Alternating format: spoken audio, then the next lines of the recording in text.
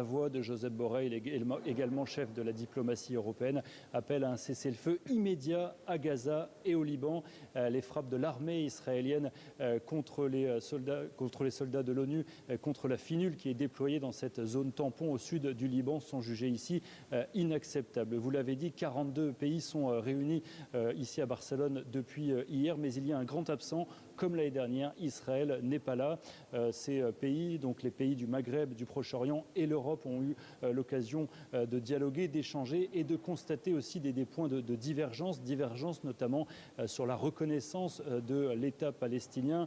Les pays du Proche-Orient, les pays du Maghreb reconnaissent la Palestine, mais cette question divise encore les Européens. L'Espagne, elle, a franchi le pas et d'ailleurs la Palestine ici était invitée à Barcelone en tant qu'État, mais la France, par exemple, considère qu'il est encore trop tôt pour franchir le pas, pour reconnaître l'État de Palestine. Et Henri, ce sommet est aussi marqué par les déclarations de Josep Borrell qui n'a pas mâché ses mots contre Israël. Effectivement, Josep Borrell va quitter ses fonctions d'ici un mois et il a longuement évoqué la situation de Gaza. C'est pour lui la plus grave crise humanitaire depuis la fin de la Seconde Guerre mondiale. Josep Borrell qui a eu des mots très durs contre le gouvernement israélien, contre Benyamin Netanyahou, qui jouit selon lui d'une forme d'impunité. Il appelle à des mesures coercitives contre Benyamin Netanyahou pour mettre fin à cette guerre à Gaza.